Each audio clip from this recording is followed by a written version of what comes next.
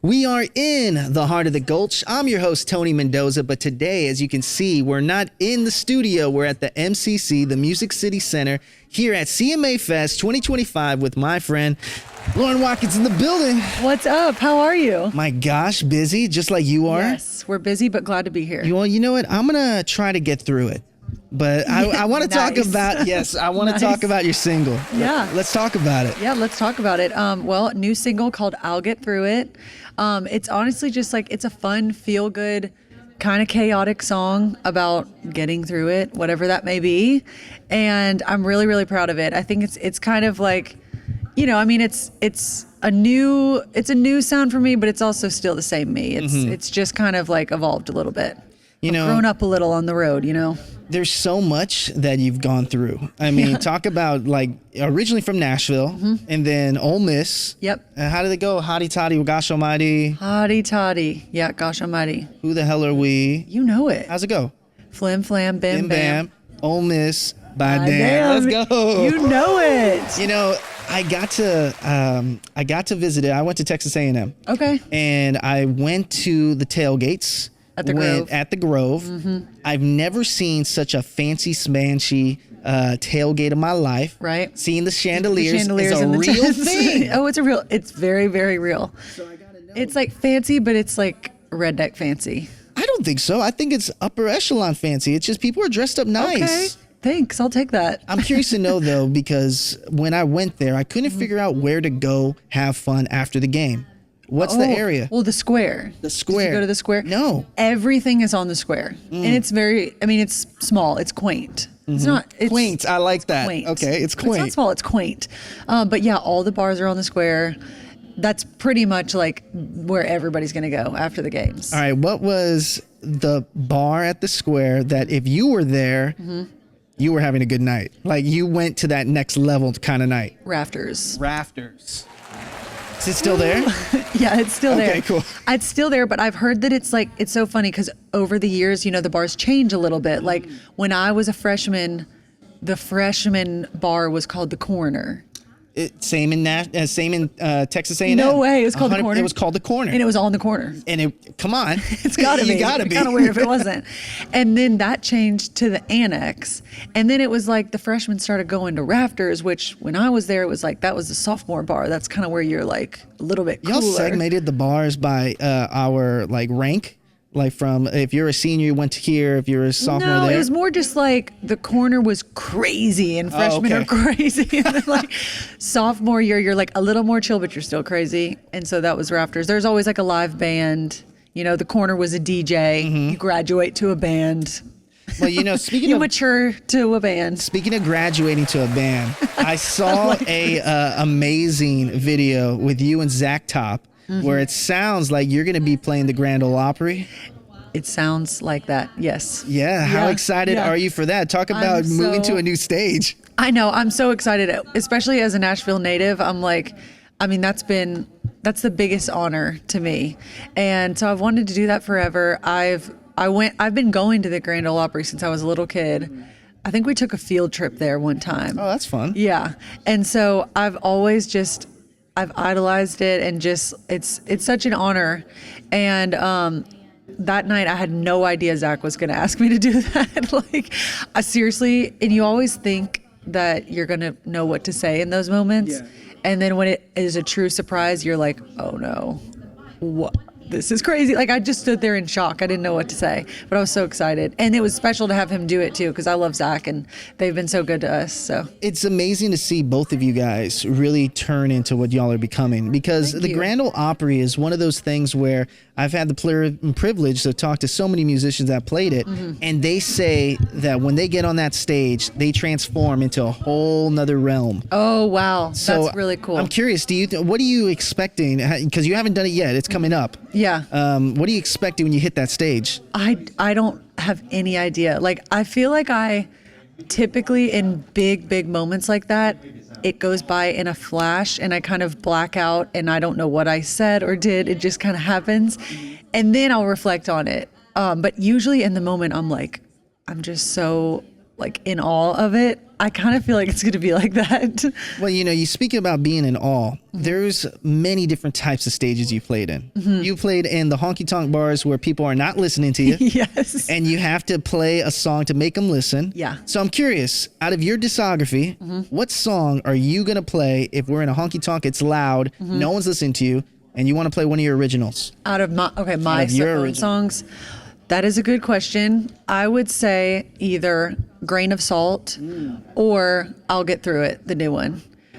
They just have good energy. And that's really what people want. Like I've learned from playing the honky tonks, people just want songs with good energy and they're going to have a good time. They'll enjoy it. Now, what about your most underrated song that is in your discography that you did so much for it and you may have wrote your heart out for it? But it just didn't get the streams that we expected it to be. What's that one song that you want people to go back and listen? I would say The Table. I wrote this song called The Table, and I was just so proud of it. And it was one of those things, which this is just part of it as a songwriter and an artist. So I'm not salty. It's just kind of like you pour your heart out into a song and you don't know what's going to happen with it. People may love it or they may not. But that was one that I was so proud of it. Me and the songwriters that I wrote it with, Nicole Gallion and the Warren brothers, Brad and Brett Warren, we were all just on one that day. Like we were having just like kind of heavy conversations and put our heart and soul into that song. And so we are really proud of it. And some people, like I've definitely got some compliments on it that I'm like, oh my gosh, I'm so glad that you know that and appreciate it. It's so cool when you get those fans that see the deep cuts of an album. Yeah. And it's not easy because a lot of musicians and a lot of fans, they love the biggest numbers there are, right? Yeah. So if it's streaming, like it's really kind of sad that there's so many great musicians in CMA Fest right now may not have millions of streams, but dang, they're so good. Yeah. What's it like for a standpoint where you're starting to build up the ranks, but you want your sound to resonate with so many people? Yeah.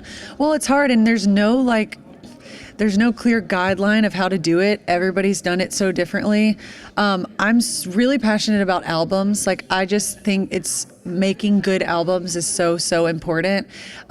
People like, I love Miranda Lambert. I've always looked up to her as an artist, and I think she's a perfect example of like, she has those hits that everybody knows. There's not a single person in the crowd that doesn't know them.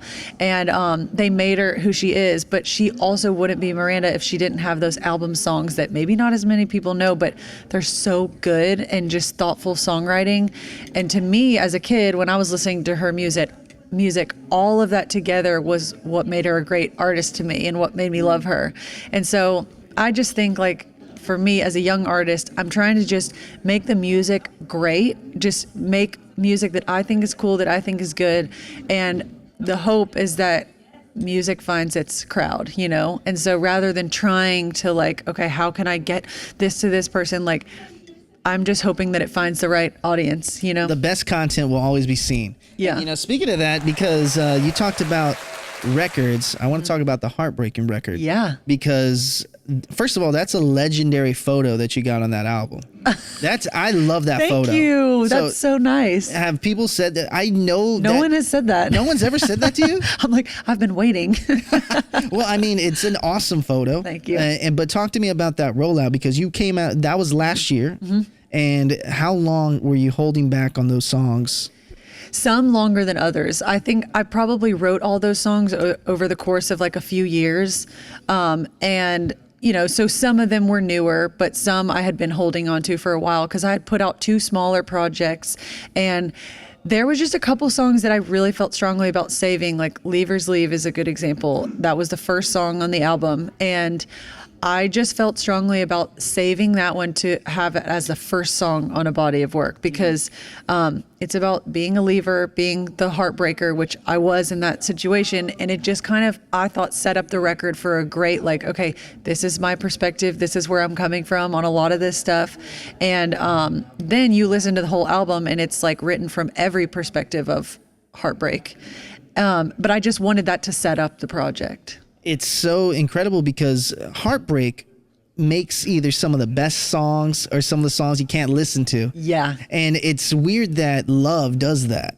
But I'm curious to know, what song did you love that didn't make the cut on that album that you hope makes another album or another EP or something someday? Oh, okay. Well, I'm not going to say, because there is one that did make the next project. Hey, well, I'm not going to give it away. Don't give it away. Don't give it away. Now, you're going to make me sing that song. Anyway, but I'm curious, why did it not make that album? That's a good question. And I don't know if there's like really a direct answer. Well, the Heartbroken record like was very themed. I really wanted them to all be heartbreak songs. And so, you know, it was just like, I was pretty particular about what songs made it on there, but I also just like wanted it to paint a clear picture, and you can only put out so many songs. Yes. Unless you're Morgan Wallen. Unless you're Morgan Wallen, he can do whatever he wants. But I just like, I wanted it to be digestible. I didn't want to overwhelm people, because I'm new. Like, a lot of people listened to that it was the first time they were hearing my music. And so, you know, I just saved some. And then also timing is everything. Like, sometimes a song is great, but you just don't feel like it's the right time to put it out. And there's a lot of songs that I'm kind of going through for this next project that I'm working on that are old. And I'm like, maybe this now it makes sense to do this song. Which, it's funny that you write a song and then years later it's even more true to you than it was back then. It's funny how that happens. It's crazy how that happens. Yeah, it is. And you know, you talked about it very much, that there's so many different seasons in life. And this is a fun season for you because you're on Chevy Vibes? Yeah. We just did Chevy Vibes. Talk to me about that, because it seems like CMA Fest, because you said that you're a new artist to a lot of people, and I get it. We're a spec in country music, but I think maybe because I've been here in Nashville so long, you're not new to me. Well, thanks. So it's cool to see you start to ramp up these stages. Yeah. But so you just played Chevy Vibes. Yeah. What was that like? It was so fun. It was really fun. It was a goal. Last year it was my goal to play Chevy Vibes this year, because last year I played like a little bit of a smaller stage and I just wanted to keep moving up. And it was so fun. The crowd was awesome.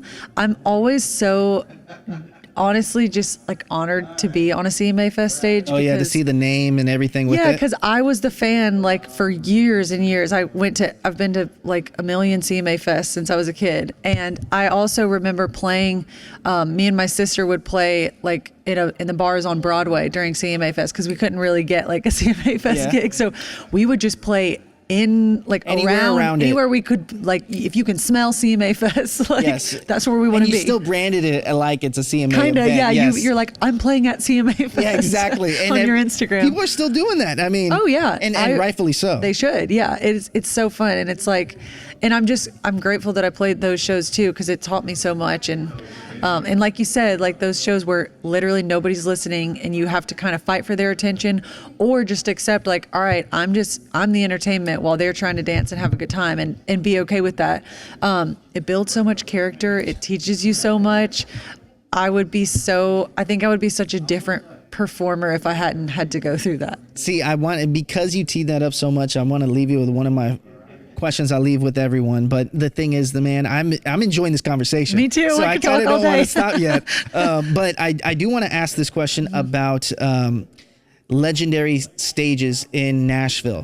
One thing that I think about, and shout out to our buddy Ward, but I love Whiskey Jam. I do too, and I love Ward. And yeah, shout out to Ward. Man. Shout out to Ward. You see him working out now? Hi Ward, we love you. He's doing a lot of pull-ups right now. He's looking good. Awesome. But and he's such a dad. He's such a dad. He's such a dad. I think that's why I like him, because he reminds me of my dad. I'm like, you guys need to be friends. And that's what I was going to ask. Like Whiskey Jam, a lot of people that haven't made a CMA Fest stage yet as a musician, they can touch Whiskey Jam. Yeah. So what would your pieces of advice from a person that is playing an amazing stage like Chevy Vibe stage, but also have played the Whiskey Jams? Yeah. What advice can you give to that artist that's trying to make it to your stage, but they got to go through Whiskey Jam first? Keep doing it, and also celebrate those wins. That's a big win. I was so excited to play the Whiskey Jam stage, and I'm still so proud of it. Like, I'll never forget my first time. I remember what I wore. I wore this all black outfit, and that's a big win. I think a lot of people get scared of like celebrating little things, because they're like, well, when the big thing happens, and it's like, well, for that time in your life, that's a big thing. And so you should celebrate it. So do it, celebrate it, and keep doing it, and then just keep growing. All right, I'm gonna leave you my last 2 questions. Okay, so and this question has to do with imposter syndrome, and I ask every single person this question. So imposter syndrome happens to everyone, whether you're playing the Chevy Vive stage or just a regular stage down on the street outside of Broadway, but it's still a CMA thing. But that little voice in the back of your head, there's been people that say you couldn't do something, you shouldn't do something, even yourself. Some days you don't wake up as hot as you usually do. Yes. So, but I want to know what your mechanisms are to not let that little imposter syndrome voice stop you from being great. And what pieces of advice can you give someone that's watching this right now to not let imposter syndrome stop them? Yeah. Well, that's a good question, and one that I'm still trying to figure out for sure. I feel that. Especially like as the years go on, it's like once you feel like you conquered imposter syndrome, then you do something else that you're like, well, here it is again. Yes. And so, but honestly, I think it's like you have to just not care what other people think, because that's what imposter syndrome is. It's not just yourself feeling like you shouldn't be there. I think it's yourself thinking like everyone else is thinking this, and they're not. Like, and if they are, screw them. Who cares? I think you should just be proud of yourself and be proud to be where you're at, accept where you're at. And don't listen. I also like, it's hard to have imposter syndrome and then on top of that be like nervous before a show, have nerves. And so I just pray through them. That's the only way I know to get through it. I also think about the other girls in country that I love to watch perform.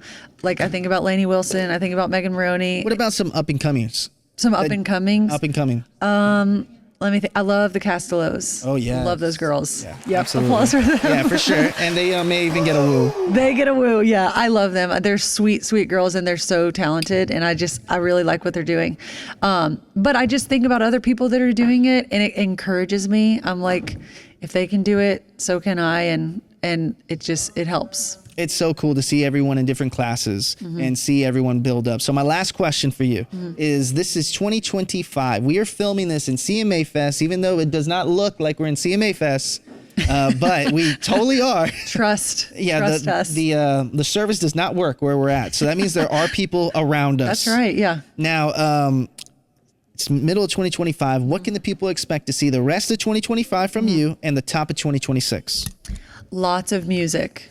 Lots more music coming. I have so much up my sleeve that I'm just waiting to share. No sleeves on right now. I have so much that I have, what do they say, close to the vest that I'm saving. Close to the vest. I like that. That was quick. That was fast. That should get an applause. Okay, and a whoop. But I'm working on so much music, and a lot of it is ready to go. And so, yeah, I would say that that's the biggest thing to expect. Well, I'm excited to see where you take us this upcoming year. My name is Tony Mendoza. We're still here in the heart of the Gulch, and I will see you guys next time. See y'all later. That was a great 20 minutes. That was so fun. That was a little longer. Sorry. No, it's probably my fault. No, we're done. I'm done. You're in my last interview. That's probably why I was so maybe that's why I was so happy. I was like, oh, yeah, it was a good interview.